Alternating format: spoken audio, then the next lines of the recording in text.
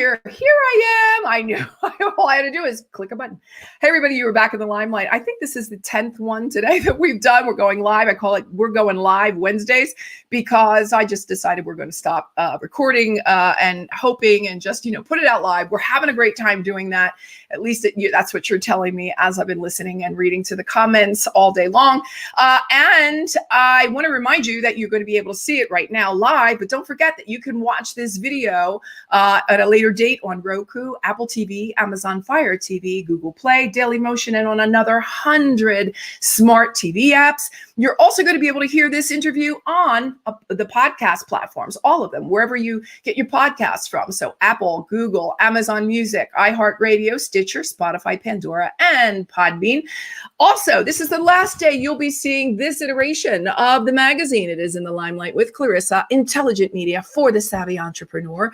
And we're going to say goodbye to our good friend Orazio Pagani, who has served us well for the last 3 months while we wait for our new drop on March 1st. In the Limelight with Clarissa is going to have Lady Carnarvon on the cover, and she is the lady with her lord, and they own the Downton Abbey Castle in England. So that's going to be great. And she's got an awesome article in there as well. All good things, all great things are happening. I will remind you also that I am now collaborating with mynewsdesk.com. And if you want to get out your newsletters, your press releases, your news releases, press releases, you're going to want to work with mynewsdesk.com. They monitor billions of sources. And I'm in contact right now with thousands upon thousands of journalists all over the world. Press Reader is another really great software that we're using now. They are in collaboration with us. And that gives the possibility for our magazine to be seen by millions of people all over the world. I am so excited and quite proud of myself, may I say. All right, let's bring on our extraordinary entrepreneurs. I have cousins today, cousins that are coming on that have written a cookbook. And I couldn't be happy about it. I'm just trying to find my cursor while I yap. Oh, there it is. Let me bring them on. So here is my good friend, Mary Kovach, and her cousin, Corina Siciliano. Imagine what we're going to be talking about today. Yes, Italian food. It's Italian food. Don't cut the basil. It is 5 generations of authentic Italian recipes. One cousin is missing, but that was because she couldn't join us at this time from the East Coast. But it is Corina, Angela, we send our love to, and then my good friend Mary is here with us on the show. Ladies, welcome. Hi, Clarissa. Thank you for having us. Or should I say benvenute? Sì. Benvenute. We're going to be talking about what I love best, and that is food and Italian food. We love Italian food. I want to ask you gals a couple of questions, though. How did the idea for you 3 cousins come about to say, we like our food so darn much, and our ancestors have really left us some great recipes. Why don't we write a book?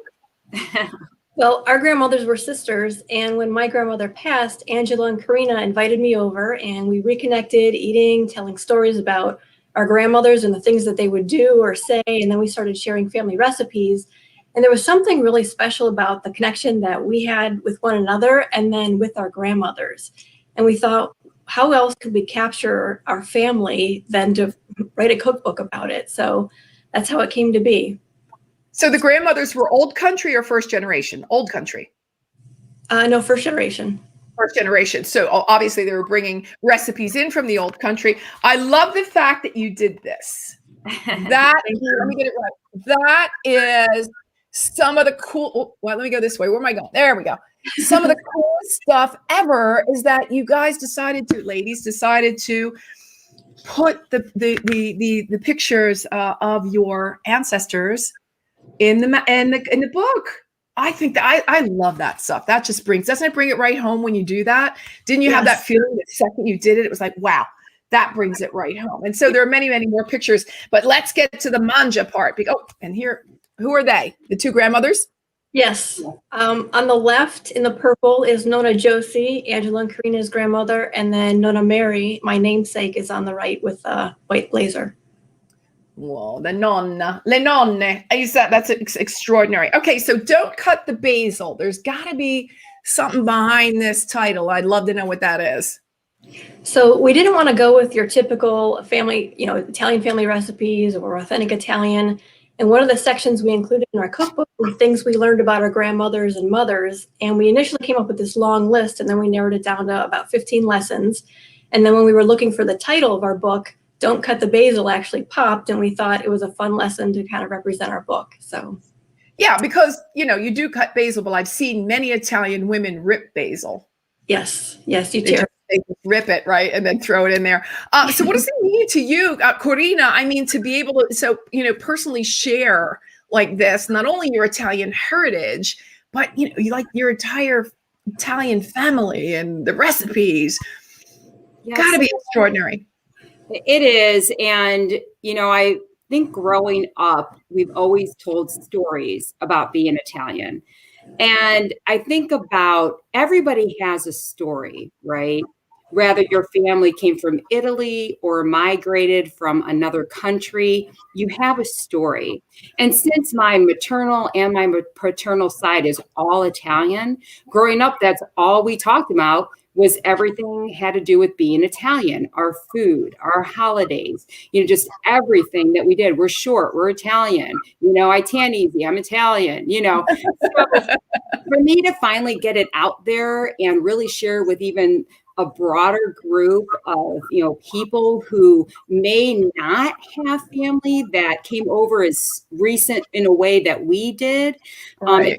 in the 1900s, it really felt great because I've always had a lot of people say to me, wow, you have such a great connection to your family, so much family history. So I was so excited that we got together to share our stories. Yeah, I mean, and I can only imagine the fun you had doing it. I mean, I'm sure there were some hair pulling moments because a book means, difficulty, but I'm sure it was just a blast. The idea was a blast. And then, actually putting out a book is really a monumental project. I don't know if people know how much work goes into something like that. So do you know how to say basil in Italian? We've talked about this a little bit. We know what our families called it, right, Mary? Well, yeah. A word for it. What? Go ahead, Mary, because your mom uses it all the time. Like basilico or something. Basilico. So every hard C that we hear in Italian to me comes off with a G. Like this, yeah. Well, that's typical from the South. But it's non tagliare il basilico. Non tagliare il basilico. And Carmela Gaetani, who's with us and listening right now, is saying, ciao Clarissa, bravissima, and benvenute a tutte, which means welcome all of you. And and she's sending compliments from Italy right now. So, okay, which ones would you say, Corina, which recipe or recipes are your favorite? Oh, well, I will start by saying that my pepperoni roll is by far one of my favorites. And what page do you know? Oh gosh, is it 46 maybe? 36? All right, it doesn't matter. Keep talking. It is. It's 47. Flip to 46 and 47. I was actually right on that. So the thing about this recipe is that it's 3 ingredients. It's cheese, it's pepperoni, and it's dough. And it's very simple and it cooks very quickly. I can whip up 6 of these within an hour and a half because they only take 30 minutes to bake. So It's absolutely by far, and your house smells amazing. It's good for a meal and it's good for an appetizer. So Corina's famous party favorite pepperoni roll, everybody. There you go. All right, Mary, your favorite. Mine is Nonna Mary's Italian Biscotti. So that's on, I think, page 60, 61. So page 60, 61. Go ahead. Every day for decades. She sent them to my dad when he served in Vietnam. She made them for every life event in my family, Corina's family, everything I remember. And so growing up, people always said, you need to make sure you learn how to make these to carry on her tradition. So well, I'm trying to do my best. It's kind of hard to get. But that is really cool. They look like kind of like the Christmas cookies that I remember in Italy as well. So this is really a lot of fun. Let me ask you, I know that I wanted to find out where you can find, where people can find the book. So we're selling it from our website. If you look at my name and you go to cucinaandcucina.com, you can learn a little bit more about us. You'll see some of the nutritional information from the book. Corina did a lot of hard work on that. And you'll be able to purchase the book as well. So Cucina and Cucina means? Cousins in the kitchen. Cousins in the kitchen. I love that. Now, did I hear a little birdie murmur in my ear that there could possibly eventually be another book in the making? That's the plan. So we actually had a trip planned for this summer coming up, but because of COVID, we actually postponed it till summer of 2022. So Right. it's the plan. That's the plan. Corina, you have plenty of other recipes that are ready for this next book? Oh yeah, we have so many recipes. It actually was hard to narrow it down because we wanted to keep our first cookbook very simple, very easy, get people kind of comfortable with it. I think the next one we might challenge people just a little bit more. Right. Who took the pictures? To combinations. Actually, my mom took that one, the one that you All right. So Corina's daughter took the cover. Oops, this way. Right. So Awesome. Yeah. and then it's a combination of me, Angela, and Corina with the rest of them. So I want to know who that is. That's our great grandmother, Josephine, and her husband, Sam. Okay, last name? They're Arcara. Arcara. And this is? Those are our grandmothers, Nona Josie and Nona Mary. Oh my God, they knew each other so young. They look like babies there. Wow. Okay, whose wedding? That looks like Corina's side. So that's and then on the one's picture is her father walking her down. Yep, that one. And then if you switch to the other one, that's Corina's grandfather, my Uncle Mozzie. Uncle Mozzie. Oh, that's amazing. Okay, beautiful lady. Who's this? That's my grandmother. On top, it's with her father and then my grandfather below at their wedding. And then those are our parents. My God, these are the 70s, you guys. Your parent. Yeah. Oh my God, I remember our basement had that same paneling. Oh my God. Oh, I'm feeling kind of old now. All right, whatever. All right, who's that? Who's this? Those are all of the Arcara siblings. So our great-grandmother bore 10 children and not all of them made it. So these are the adult children in their, later in life. Oh man, this Nona is Mary's on the far right and Nona Josie's in the middle and siblings. Randall Libero is on, and his last name in Italian, and I've told him a million times, is Libero, which means free. So Randall Libero, and I'm just going to call him Libero just to sort of, keep everything, cool and calm. He says, "You ladies are going to make me buy another recipe book, but I love it." He's a friend of mine down in Phoenix, Arizona. Here in Phoenix, Arizona. Who is this? So that's Nona Josie on the bottom, and then up top, it's both of our grandparents with their husbands and brother.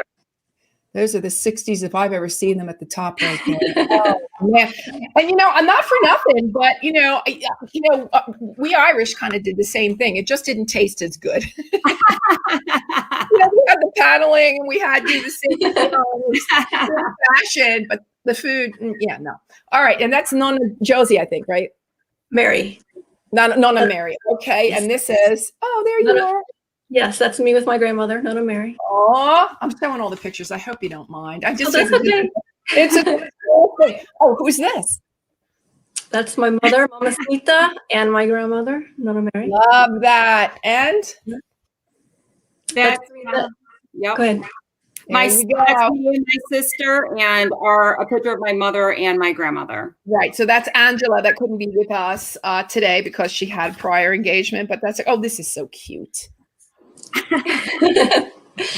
Oh man, that is the cutest, patootiest. Now, who's that handsome guy? Oh yeah, that would be my wonderful husband, who did also help with the nutrition labels. Thank you to my husband Troy for sure. Oh, what a guy! Where did I get me one of those? Okay. And then we have, I guess, cousins. I don't know. These are my three children: Carmela, Antonella, and Dominic. Oh, you think you picked some Italian names? Yeah, you would know my husband was Irish. Yeah, here you go. Love it. The three of you, just absolutely gorgeous. Really, really great. So, yeah, I mean, the book is absolutely amazing. Again, it can be found over in Cugine and Cucina. We did mention that. I don't know. Give me a little anecdote, if you would, about, the behind the scenes of of the creation of this book? What's one thing that we don't know that we should? I think the most difficult part was measuring, because our mothers taught us to smell. And so we're trying to figure out, my grandma would say, you go like this, and then you put this in. Here's the salt, and here's the oil, and here's the basil. Yes. So trying to measure everything and actually get that right was, I think, probably the most challenging part of the cookbook. I would think so. Yeah, I would think so. Corina, the most difficult part of making the book, of creating the book. Getting the right lighting in all the photos. Right? I mean, we did take many pictures multiple times, and we did a lot of it on our own, and a lot of them were self-made. And so I actually think we did a great job, all things considered, because we were really on our own. Oh, wait! Look who's popped in, Mary. Look who's popped in. Oh, Ellie!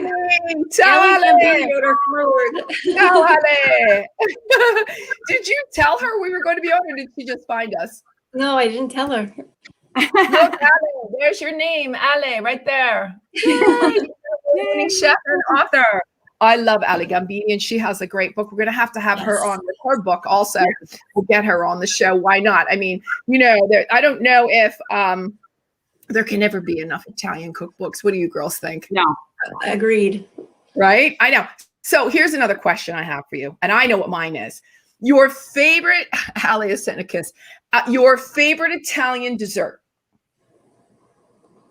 My grandma's Biscotti, actually. So I actually have a side hobby, if you will, making Italian cookies. So I like Italian cookies. Chow down cookies, baby. Chow down cookies. Love those cookies. I can't wait till we get together one day so I can actually try your cookies. Yes. Corina, favorite Italian dessert? Mine will always be the cannoli. Absolutely, hands down. Yes. We have an amazing cannoli that we offer in our cookbook as well. And it's just, you never get sick of it. Right. Well, Steve Delgado's been on that. Thanks to Mary, Steve Delgado has been on the show. I'm still waiting for my damn cannoli to show up. He's promised them, but that, I've thrown out 1,000 times. But anyway, it's probably better that he doesn't send them, because I don't. Post-COVID, believe me, I do not need any more. I'll tell you what mine is. It's tiramisu. I absolutely cannot get enough of tiramisu, which, as you know, in Italian means pick me up. And many times, and it's so funny to say pick me up, because when you eat it, it kind of lays like lead for a while. So good. It is so, so good. Ladies, I am thrilled. If there's anything else you would like to add, please do. But we're getting pretty close to the end of the show here. One more time, everybody, take a look at it. You're going to want to get this, because these are some of the best recipes, I think. When it comes from the old country and first generations, you cannot go wrong. And the idea that these are passed on, hopefully in perpetuity, I think it's just a really special kind of read, if you will. It's just really nice to have that. Last minute thoughts about being Italian. Oh, and what better ethnicity to have? Yeah. I'd have to agree. I lived in Italy for 30 years. Everybody knows I'm an Italian citizen. Everybody knows I speak fluent Italian. And I tell you, they were half of my life I spent there. And it is still the most cherished time, I think, that I can remember in my lifetime was being Italian, feeling Italian, living Italian, eating Italian, loving Italian. And I thank them every day, for sort of adopting me as one of theirs, as they did for so many years. Anyway, with that having been said, ladies, I thank you so much for coming on the show and taking the time to tell us about your book. Ale Gambini, we see you. Randall, thanks for chiming in. We appreciate it. Carmela in Italy, thank you so much for joining in with us. And that's going to be the end of the show. And that's going to be the last interview that I'm going to do today, because I don't know if you can stand you can stand much more of me today. And I'm getting a little tired. So we're going to say goodbye for now. And we'll see you hopefully this time next week. Thanks, everybody. Be well. Mary and Corina, thanks so much for being on the show. Thank you. Thanks for having us. Bye-bye. Bye-bye. Thanks for listening to this episode of the In the Limelight podcast, intelligent media for the savvy entrepreneur. You can listen to this and all of my podcasts on Apple Podcasts, Google Podcasts, Stitcher, Spotify, Pandora, and Inspired News Radio. You'll find all of my videos and the In the Limelight digital magazine on ClarissaBurt.com. And don't forget to connect with me on social pretty much anywhere. Stay well until we meet again in the Limelight.